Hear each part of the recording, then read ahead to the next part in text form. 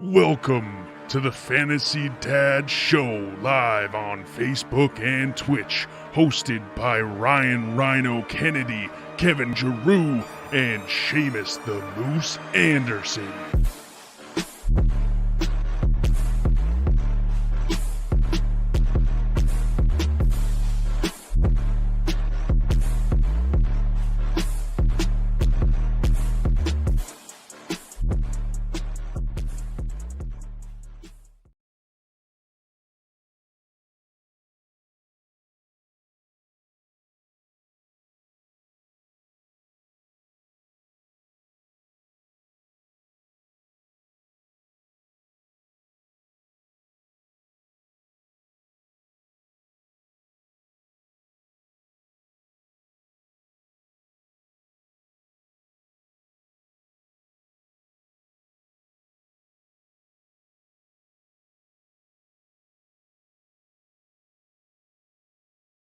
All right, there we go. What's up, everybody? Welcome back to the Fantasy Dads Thursday Night Football Preview.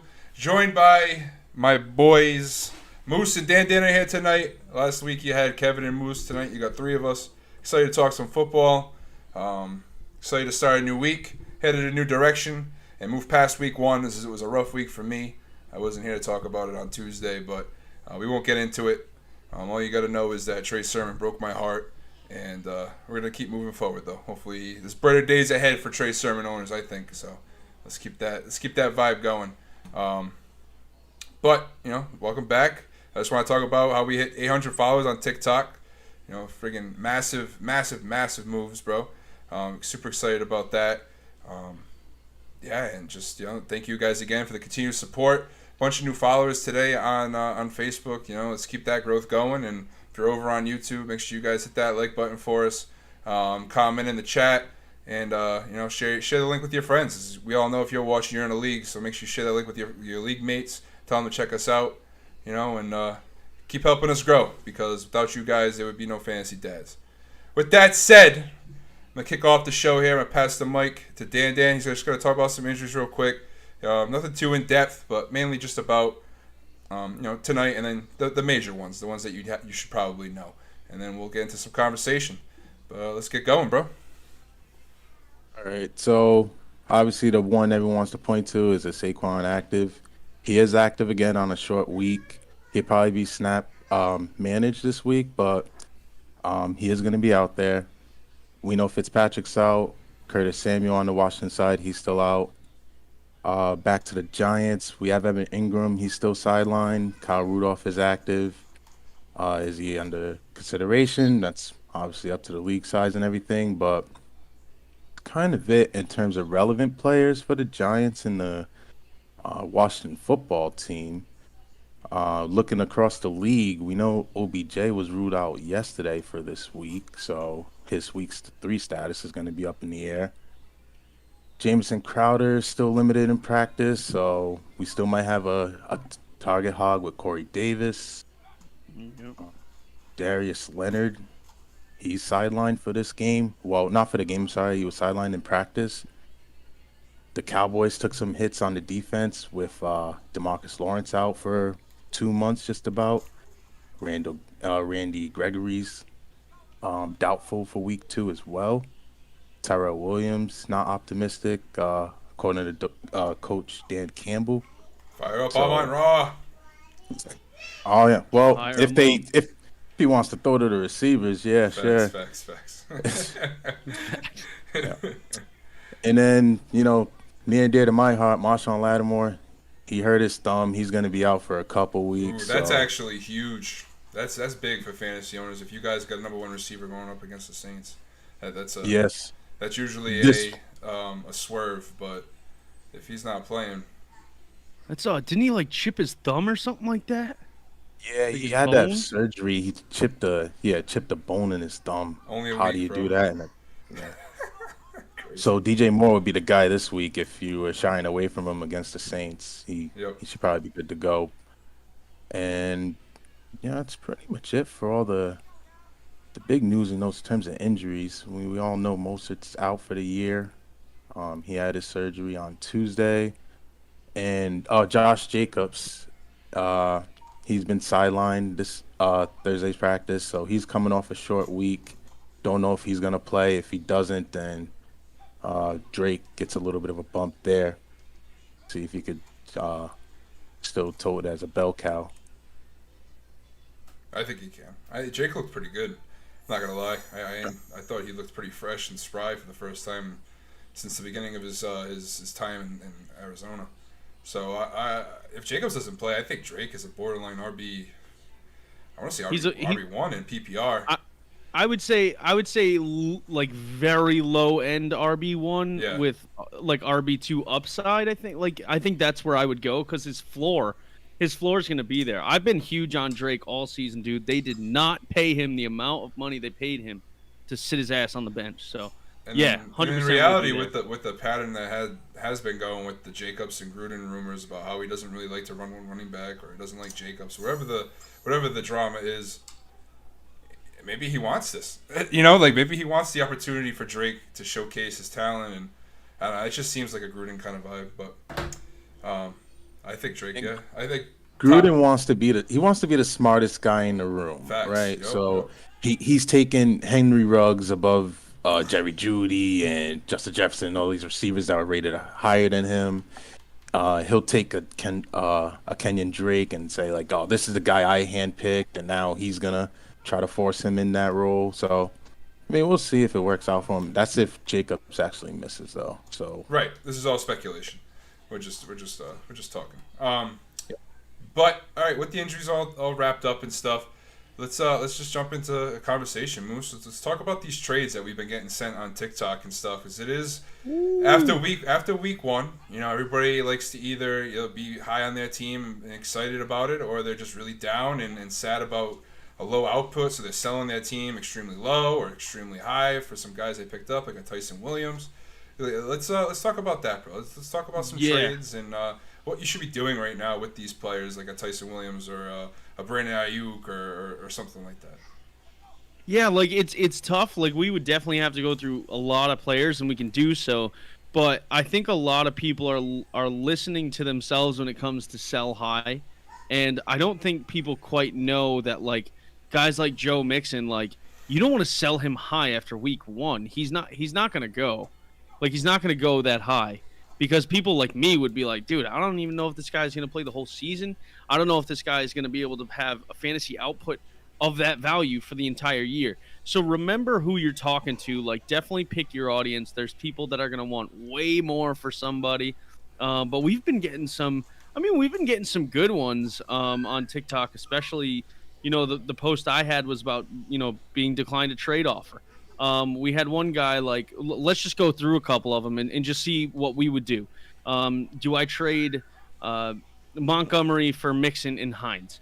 My initial reaction, no, because I'm high as hell on David Montgomery. And the fact that somebody has to add Hines with that trade just makes me think even more that they're not high on Mixon either. And they just picked him in the draft and they're trying to sell him high. What do you guys think about a trade like that?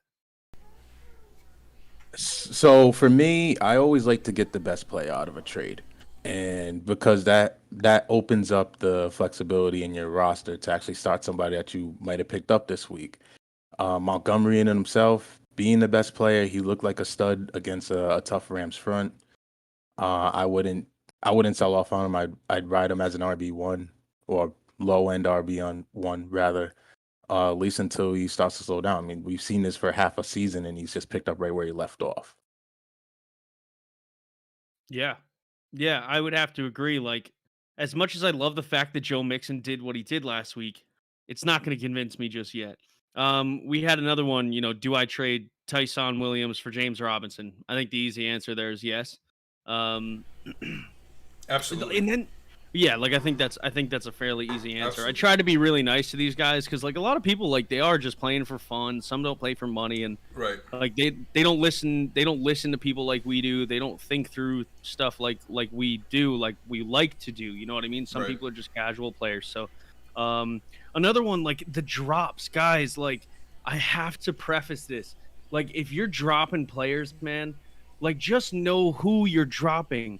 Like, don't go after Elijah Mitchell if it means you're dropping somebody like James Robinson, or don't go after Tim Patrick or Pascal if you're dropping somebody like Corey Davis, or there's just endless drop questions we got. And this one guy in particular, do I drop Corey Davis for Tim Patrick? No, man, no. You're don't do that. Don't overthink it. To be fair, I don't even think Tim. I know he's high. I know he's getting the hype right now, but I gotta be honest. Like, I get it. I think it's gonna be Sutton and KJ Hamler, man. I really do, and a lot of Noah Fant. I think right now Tim Patrick is being highly touted because of this injury to Judy, and they're like, oh, he got targeted in this amount of times and this and that. But dude, like, Sutton's fresh off of an injury. We know, like, he was out there. How many percent was it? 80% of his snaps he was out there. That's pretty high for someone who just come off a major injury. And then you got Noah Fant, who looks great, and he's gonna get fed. Noah Fant is going to get fed. I think if you're dropping people for Tim Patrick, it better not be Elijah Moore. It better not be Rondale Moore. You know, just to name some guys who might not have popped off yet. Like, it could be, if you drop anybody like that at that level of where the potential for their ceiling to go through the roof, for a guy like Tim Patrick, who's been around and we know what he is, I think you're really kicking yourself in the butt at that point. It's week 1, right? Yeah. Yeah, and I'm trying to think of guys like I would drop for Tim Patrick. Like, I would drop. Go ahead. I'm sorry. No, you go, because I'm like literally trying to think. Like, I like most of my benches, and I did make some moves this week. But honestly, this is probably like the most relaxed I've been after week 1. And I made a trade with Kev, who's unfortunately not able to join us tonight. Solid trade, nonetheless. It was a solid trade. I got what I wanted. That's all, and he did too. Right. I think so. Right.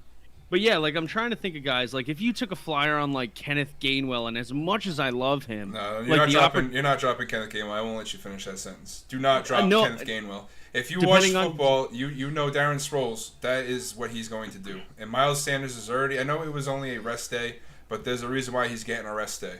But I'm saying I would consider that if my wide receiver depth was shit. Yeah, I absolutely would. Yeah, I think I would. No way. No way. No how.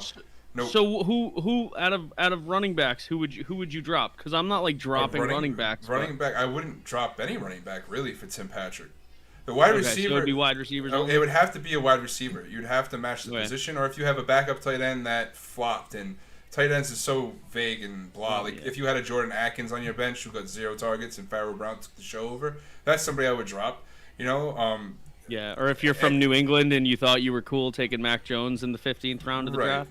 Exactly. If you have that, but like, you're not dropping running back depth or a running back that has potential to see time, just because, you know. And I just wouldn't. I wouldn't sell. How about you, Dan? What is that? What is that potential worth to you though? Like, if you're not the Dalvin Cook owner and you're just kind of holding on that Madison ticket, and you really need a receiver, that might be worth it to get a Tim Patrick that could turn into a wide receiver too for you. I suppose. Yeah, I suppose. And that kind of goes into what I was talking about in terms of trades. If you got someone that could be valuable, like if you don't believe in a Corey Davis, pawn him off now. Don't drop him. Pawn him off. Yeah. Open up a roster spot and then pick up the guy that passed through waivers unclaimed. Tim Patrick's probably still out there for some people that might need that help. I would say. Yeah. And then I mean, obviously, you know, we have to talk about Elijah Moore. So before you didn't let me name people. So Michael Carter. No, I'm just kidding. Oh, 100%. Anybody on the Jets that is Corey Davis. No, do not drop Elijah Moore. Do not drop Elijah Moore. I am telling you right now, that kid is going to be good. I know he looked kind of rough in his first game, but so did Justin Jefferson. I'm not saying he's this year's Justin Jefferson, but different quarterback situation. I get that. Just give it time. Don't go dropping him. Give it another couple of weeks. Me and Kev on Tuesday said the same exact thing. Like, these rookies, like, you can't really let go of them. And Kenneth Gainwell, I probably wouldn't too for Tim Patrick. But like Elijah Moore, Terrace Marshall, even. Amon-Ra St. Brown, maybe. Oh, he's maybe. still out there. Amon-Ra. He's still out there a lot, but he's probably where I'd cut it off. Like he's probably where I'd. How about? I have a question. How about Marquez Callaway? Would you drop him for Tim Patrick? I think he's droppable. Really? I'm not saying that I like that because we were so high on Marquez. Like I still am. I think he can have good output too. But if they're throwing the ball 20 times a game, like I'll definitely look and see, a couple more weeks. But if they're averaging 20 to 25 attempts a game, like I probably don't want a huge part of that wide receiver core. I just don't. Unfortunately, like that's the best way they're gonna manage Jameis in this offense is to not let him make those mistakes. Yeah. So I mean, he'll get up to 30. 35 throws if we need it or whatever, or if the Saints need it. But the game plan is just going to be focus on the defense and run the ball. So Callaway, I mean, for proof of concept, like Jameis could be elite in terms of efficiency, at least in a short span, but he is droppable. Like if you're asking me if I would have dropped him for Elijah Moore, I wouldn't have questioned it at all, because that's a running back. But for Tim Patrick, like, man, I guess the opportunity's just there for the next 8 weeks, right? Next 6 to 8 weeks. Like, Tim Patrick is clearly a red zone target. Like, touchdown upside, I'll take it. It's like a tight end, but if you can throw him in a flex spot in a super flex league or two flex league, then yeah, I think you can still, start Callaway or at least hold on to him for a bit. Okay, that's fair. I personally wouldn't. I wouldn't drop him, but I guess he is droppable. In those aspects, I just think they only threw the ball. What did he throw it like 20 times last week? They didn't need to throw it much. Yeah, I know he threw for 6 touchdowns, but I don't know. We'll see. There's gonna be more. I think there's gonna be more chances for Callaway to pop off than Tim Patrick. At the end of the day, I mean, and we're talking about a bench spot, really. So I don't know. I guess it comes down to what you value with more upside then at that point. Yeah, that's the thing too. I just want to say, because now that waivers is over, like people are still asking if they should drop people, and I'm guessing these are in like 8 or 10 team leagues. Which in that case, please let us know, because it's way different. Like if you're asking me to drop Corey Davis in an 8-team league, like depending on who it is, I might say yeah. But if you're in a 12-team, you're not dropping Corey Davis.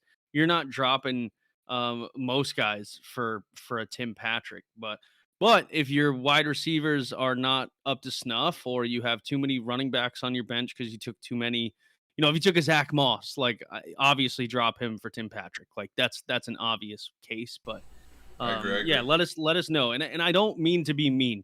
Like I'm not trying to be mean, but like if you ask me a question like dropping Corey Davis for anybody, I'm gonna tell you no, pretty much 100% of the time. All right, cool. So another topic I want to talk about definitely has something to do with waivers. It's just like are the guys that might be out there still that you could potentially pick up if you missed out on all your waivers. All right. So one guy in particular is Rondale Moore. I know in a lot of like deep leagues, where experienced leagues, he's probably on a roster, but I am assuming that there's a lot of leagues out there that aren't, based on the kind of input we've been getting on our social media. So, and honestly, this could be even lower. There could be even better players out there on the free agent list. You know what I mean? But 2 guys in particular that stand out to me. The first one would be Rondale Moore. Coming into the season, I know Kevin was very high on him. He kind of sold me the idea of Rondale Moore. I did watch a little bit of his tape before the draft. He was one of my favorite receivers in the draft. He had some talent, but I didn't really like the situation in Arizona. However, AJ Green looked terrible, bro. He looked so bad. And he targeted a few times. I think it was 5 total targets. I mean, it might have been 6. I'm sorry, I don't have it in front of me. I think it might have been 5 or 6. And they were high volume targets too. A few of them I saw live, and they were downfield. They were there, but he doesn't have the juice anymore. He doesn't have the juice to go up and catch that ball. But Rondale Moore, man, eventually I think he's going to step in, and he's going to be a massive target holder with DeAndre Hopkins in that offense, which isn't really that star-studded. Christian Kirk looks great, don't get me wrong, but I think he just had the matchup, to be honest with you. But I think that's a guy that you want to look at. I mean, Hopkins ate too, so the receivers are going to eat. I think if A.J. Green was Rondale Moore last week and those targets were going to him instead of A.J. Green, I think that's a guy that would have had more points to his name. And another guy is Nelson Aguilar. 9 targets last week for the New England Patriots. Mac Jones is going to throw the ball. It's just another guy who's going to have a high target share, and he wasn't talked about, and he's probably sitting out there in your free agent list. And if you're hurting a receiver for whatever reason, you got OBJ or you got a guy that's just not performing, you're nervous, like a Callaway. Nelson Aguilar is a guy you could definitely even put in your lineup this week against the Jets. Those are just 2 guys that I thought of. And another guy that might have slipped through the waivers that could be of use to you is Cedric Wilson on the Cowboys. I mean, you saw the pace of Galloway before, not Galloway, Gallup right before he went down. He had 7 targets, 4 catches, and then Wilson comes in and he gets his own 3 or 4 targets himself.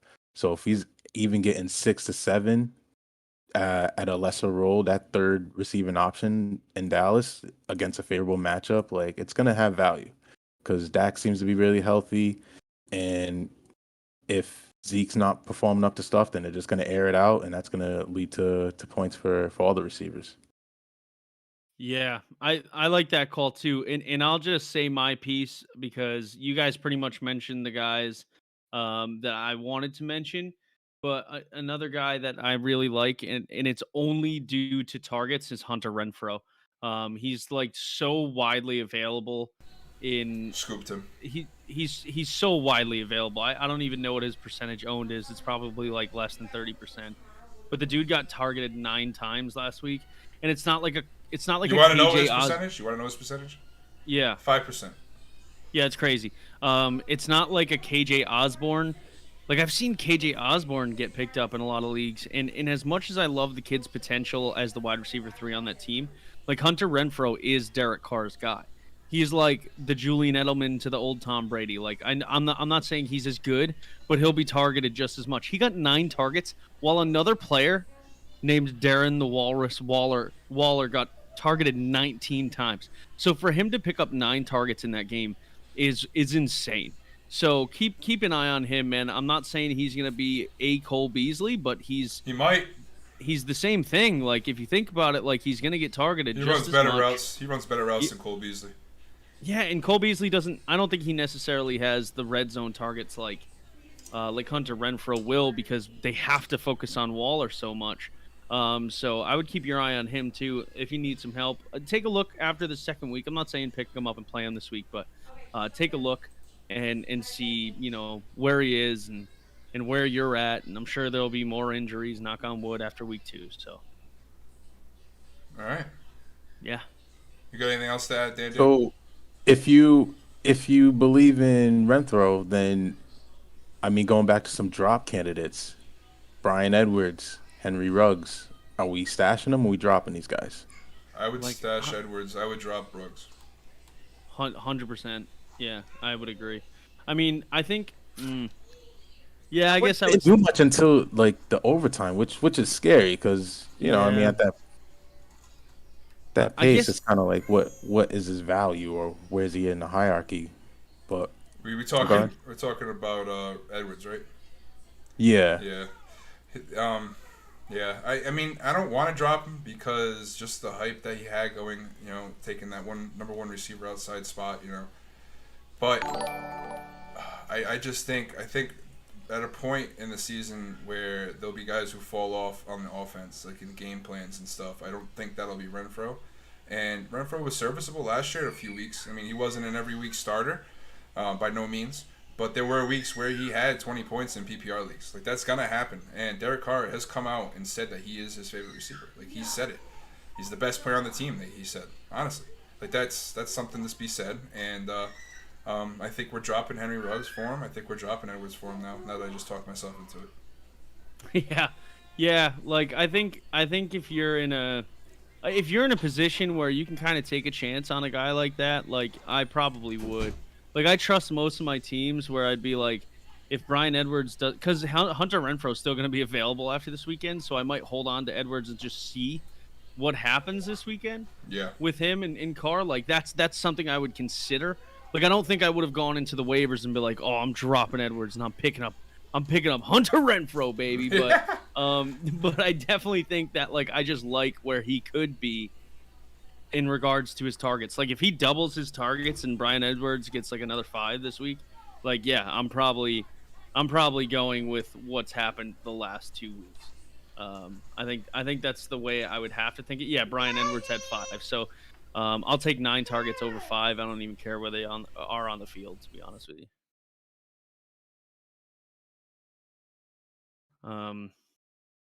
Yeah, did you guys get any waiver claims that you were happy about? Sorry. I mean, did you guys make any moves?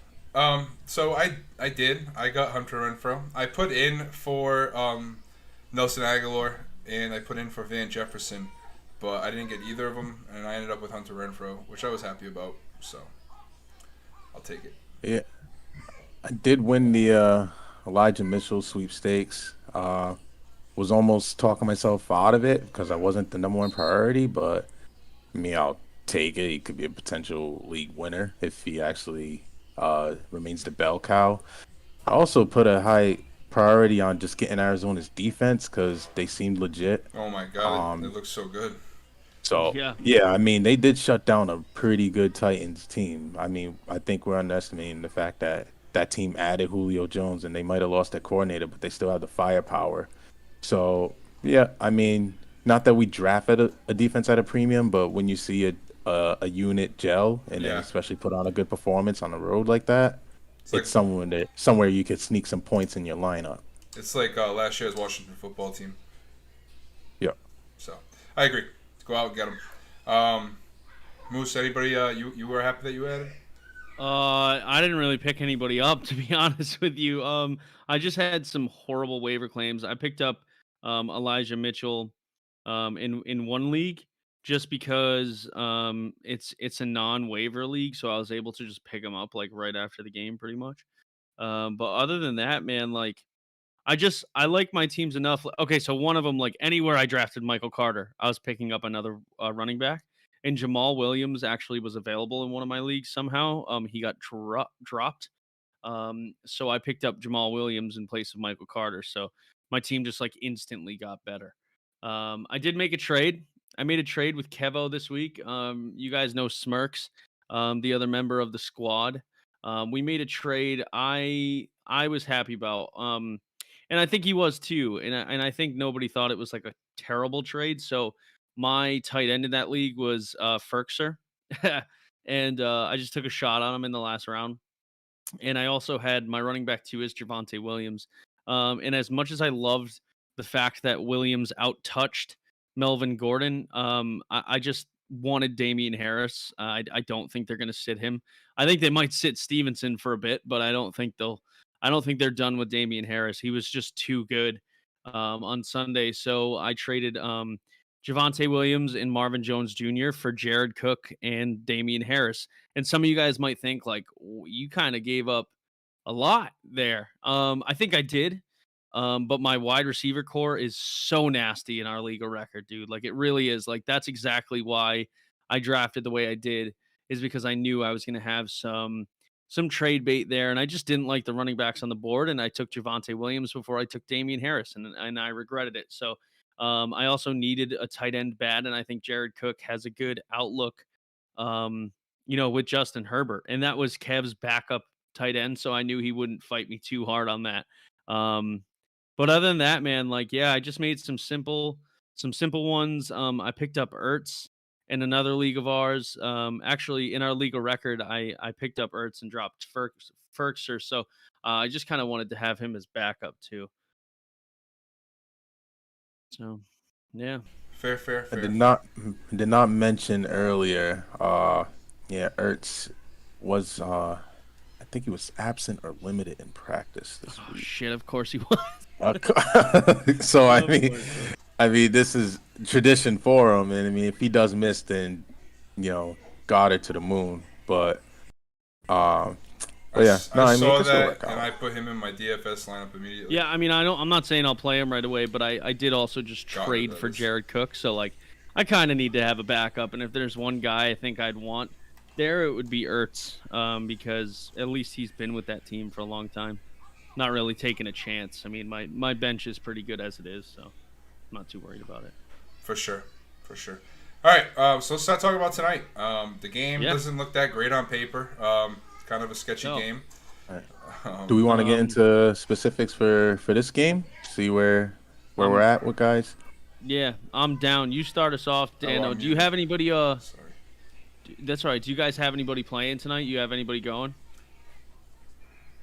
I wish I had more shares of McLaurin than I actually do, and I'm still confident in him. Like even, post Fitzpatrick injury, but I really don't have too many shares in this game. So I'll just start at the Washington side of it. McLaurin's a start. It's not even a consideration. He's going to be a little bit lower down the pole, maybe more of a wide receiver 2 or high end 2, at least until we see how Heineke distributes his targets. Yeah.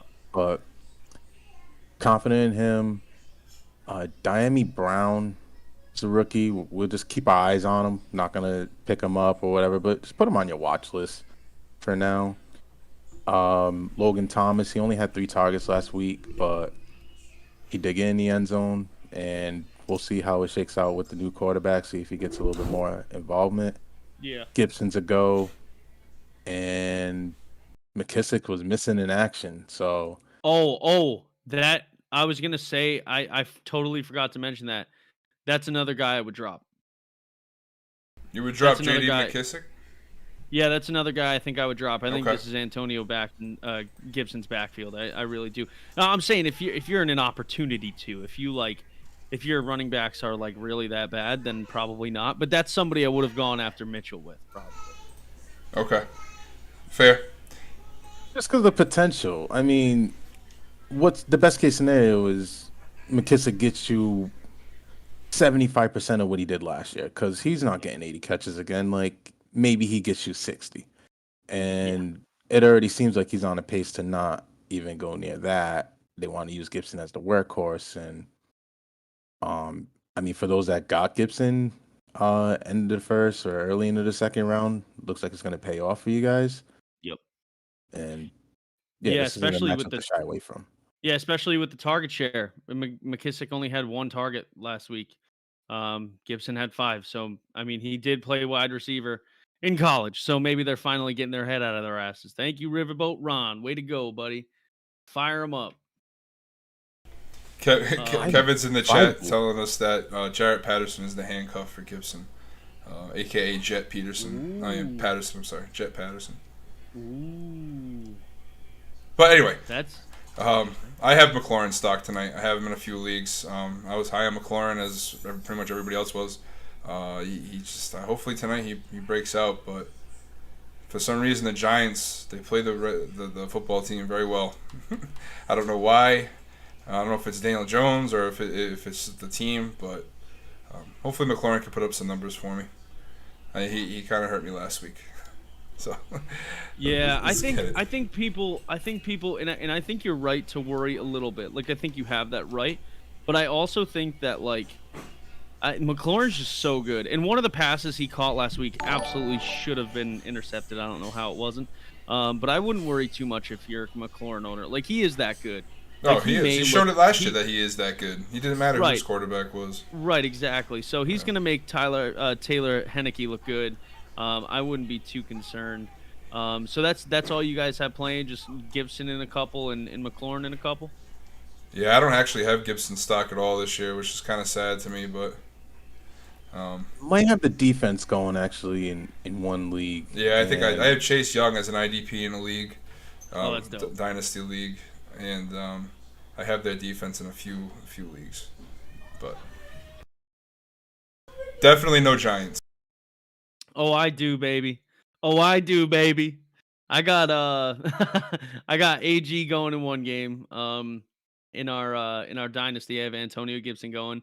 Logan Thomas. Here's the deal. I know people are a little bit even more worried about Logan Thomas than Terry McLaurin, but the deal is that you're gonna have to play Logan Thomas if you drafted him. Like, odds are you don't have a tight end that can go. That's better, and I probably wouldn't sit him for a guy you maybe just picked up or something. As far as Giants go, I got Sterling Shepard going, dude. He was too good last week. I know this is a tough matchup for him. Unfortunately, I think I just have to play him compared to who's on my bench. In our legacy league, in our listeners league, I have Sterling Shepard going. So I loved obviously what we saw last week. I think he finished as the number 8 on the week last week, or top 10. Either way, it was really good. He is the guy in New York. As much as I know a lot of people were high on like Tony, even like they were higher on him than they were on like Rondale Moore, which I don't quite understand. I definitely think that Shepard's the guy. Nine targets last week, and he's just gonna get fed this week. I don't care if Galladay's there. So yeah, no, like definitely exciting. Like this is definitely gonna be a defensive game, but I think Antonio Gibson is gonna break out. Like I'm talking like 200 yards tonight type of breakout. Like I think he could do that. Yeah, On the Thanksgiving game yeah, tonight, because yeah, like, that's what he did against Dallas. Yeah, Well, so like I mean, dude, this defense on New York is just so bad. Like they are, yes. Is dude, it they're that not bad good. though? Dude, they got eaten up last week. Yeah, they had Melvin Gordon and Javonte Williams averaging like 3.5 per carry. That's not that great, bro. It's not that great. It's not that good. If it wasn't for Melvin Gordon's 70-yard touchdown, it would be a different story. I don't think you're giving the Giants defense enough credit. That's why I'm a little worried about the football team players tonight. I mean, dude, I'm with you. I'm not a Giants fan, but like I'm not saying I'm playing like Daniel Jones out here, but also I'm sitting Saquon Barkley in one league for Elijah Mitchell. So there you go. Okay. I just don't feel like Barkley's back at his fullest yet. Yeah. And I'd rather play somebody that has a little bit more opportunity than Saquon Barkley does. But yeah, no.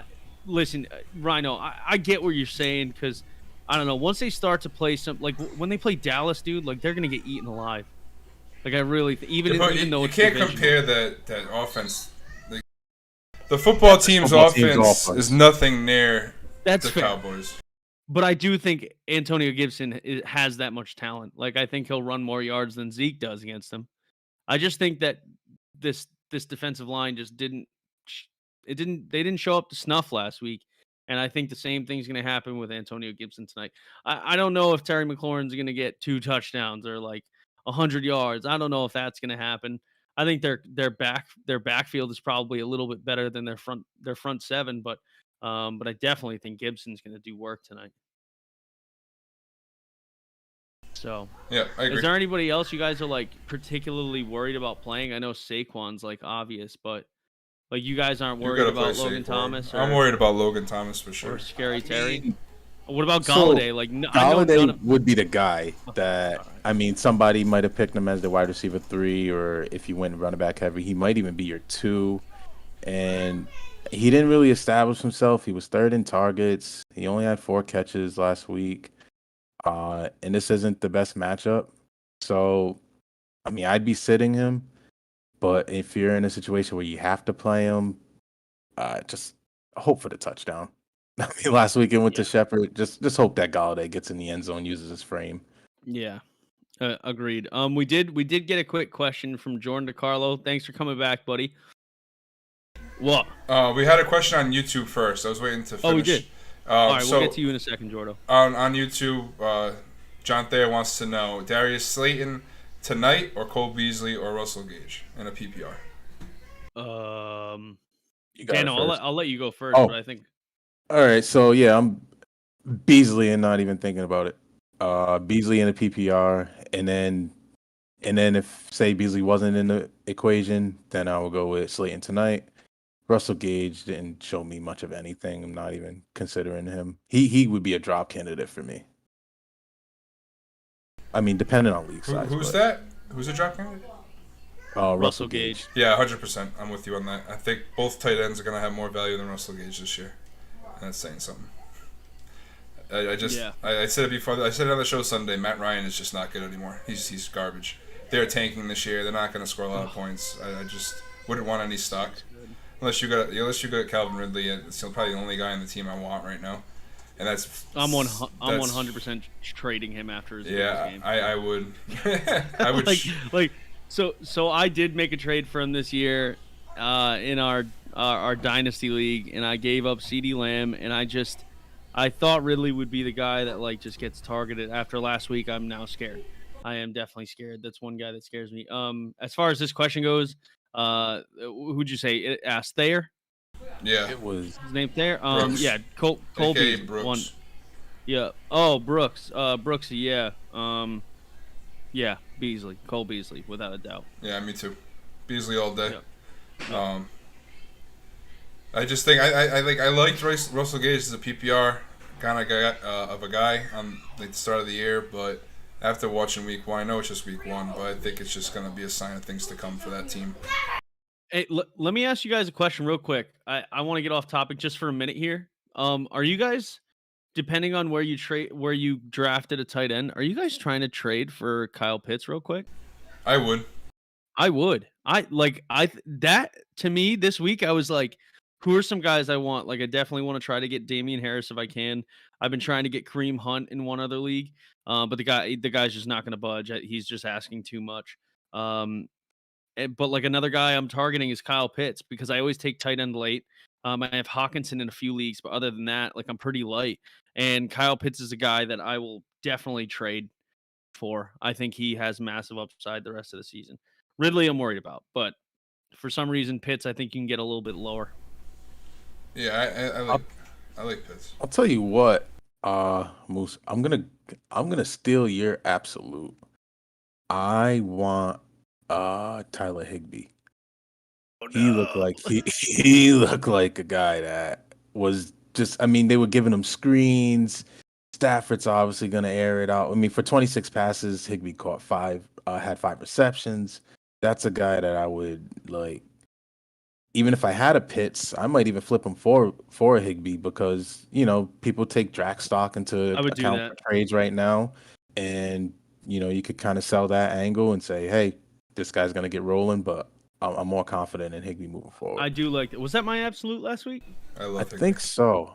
I'm gonna take it. I'm gonna take that win because I did draft him in 2 leagues, so I'm gonna take that win.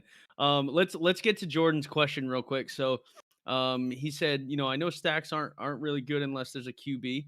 I know what you're talking about, Jordan. It's not that it's not good. It's just usually stacks are QB and a wide receiver. But he said, is having McLaurin and Gibson fine for tonight? Absolutely. 150. Yeah, you got to start them. 100% have to start them. If you drafted them, you draft them with high stock. You can't bench them. Yeah. Let us know who else is in your bench, and we might tell you to play somebody else. But just by looking at the face value of both of those guys, you're gonna be good because Scary Terry's still gonna do his thing. He did it last year with shite quarterbacks, so we anticipate the same for him moving forward, and especially tonight against a defense that I believe is shit. So, yeah, you're good. No, the over-under for this game, though, it's only 40.5. So Vegas isn't expecting much scoring. It's either going to be a division smashing the over. What? Yeah. Smashing the over. Yeah. Overs club, baby. I'm not taking an under at 40.5. There's no way, man. No way. I mean, it's probably right, but Thursday night football. It's probably right, but I'm not taking it.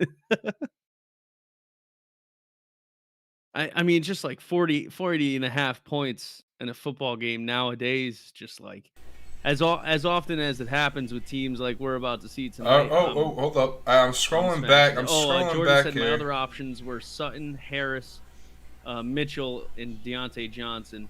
And he said he can wait till Sunday because those are the guys he's going to ask who he should sit. So, yeah, come back Sunday, Jordan. We'll definitely get into that, buddy. But, no, with Scary Terry and AG, you're good tonight. Yeah, definitely don't bench them. Not week 2. So I'm looking back in chat here. Anything else? You guys got some DFS lineups going tonight? I'm looking back in chat here. I'm sorry. My kids are screaming, so I'm trying to keep my stuff muted so you guys don't have to listen. I'm looking back in chat quick, and we have a question here from my father, actually. It's about our team, so I'm going to go ahead and answer it real quick. It's going to sound silly, but it's okay. He wants to know he needs 2 of the 3, Justin Jefferson, T. Higgins, or Nyheim Hines. Non-PPR. Well, it's okay. you can tackle that one first, and and I'll probably agree. But We're just gonna go Jefferson and T Higgins. Since that's what we're yeah, gonna do. yeah, it's okay. Okay. Yeah, that's But it's crazy enough in this league. If a running back catches a touchdown, it's double points. So if that happens and he ends up outscoring, then I'll feel like an idiot. But now if a receiver rushes a touchdown, It's double. that double points. Yep, quarterback Oh. rushes double. Yeah, whatever they do outside their position is double. Wait, so when a quarterback rushing, you said is double too? Yeah, yep. And we have Oh, Kyle. all right. I'll tell you why. In that league, give me someone like Claypool, because they give him the sweeps. Obviously, you want Lamar, but yeah, you know what to do in that. Yeah, no, we gotta go Jefferson. You know, with T. those tight ends, Higgins. you want this basic setup. Jefferson and Higgins are too good. Yeah. Anyway, and we have McLaurin. Those are our three. We have them going. Nice. But moving on to the next topic here. I was gonna talk about some DFS. I was saying it while you were saying it, so I'm gonna take back the mic here. Sure, go ahead. I'm not a big one game DFS player. I've done it a few times, but I like doing the whole picture. So I'm just kind of announce this topic, and I'll let you talk about it, Moose. Right. And Dan. I know that there's the captain mode on DK on DraftKings. It's same thing with FanDuel, yeah. So I use FanDuel. It's you pick 5 guys, stay under the cap, and you have one captain. Yep. Who is your captain? That was the question. Oh, Antonio Gibson. And why? Because honestly, he's the only person on either offenses that is like really worth getting the extra points for. I'm not kidding, Ryno. I think he's gonna blow up tonight. Like this is gonna be the Antonio Gibson welcome to the top 10 for real. Like come out game. I do. I think he has the potential to do it against this team in prime time. Not quite saying he'll end up top 10, but like, I mean, would any of us really be surprised if he did at this point? Especially with Heineke back there. I think like he just has the opportunity. And then I have Terry McLaurin. I did take some stock in Daniel Jones just because he has a 4-0 record against Washington somehow. He also has a 0-5 record in primetime games. So we are going to see which record. You gotta give. One's going to give tonight. And then I got Kenny Galladay just because he was fairly cheap, and Logan Thomas. For me, it was just like Antonio Gibson and Terry McLaurin are kind of like the 2 stars. Also, I wasn't able to pick a defense in this league, but I know that Michelangelo and Kev both have opposite. They have opposite defenses going as their captains, which I think is just like one of the funniest things I've ever heard in DFS is you have 2 defenses going as captains against each other. It's just wild. I love it. So good. Freaking Giants. Telling you, this is gonna be a low scoring game, and you're gonna want one of the kickers. You're gonna regret, not as a captain, but not even paying attention to the salaries because I didn't put a lineup in tonight. I would probably have to go with Gibson as the captain just because the pricing. He's going to be the only guy that's really worth it at that range, even though his ownership's going to be 85%. It is what it is. Like you don't want to miss out on those points. I'd get Shepard in there. I'd probably still Shepard and Slayton, and then just go somewhere like Hopkins and then Heineke for the stat. Yeah, to be honest with you, I did originally. I thought I went with Shepard and not Galladay, and so I'm not quite sure why I did. Maybe I wasn't paying attention, but I gotta be happy with it. So I'm gonna be happy with it. We're just gonna see. We're gonna roll the freaking ball and see what happens.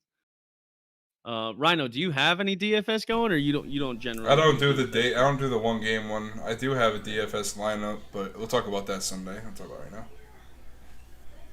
now. But yeah. All right. Yeah. That's it. Anything else you want to talk about tonight's game? No, I think that pretty much wraps it up, man. We definitely have some pieces going in a game tonight where it can either be full of studs or full of duds. So I'm excited to watch some more football, man. I just can't.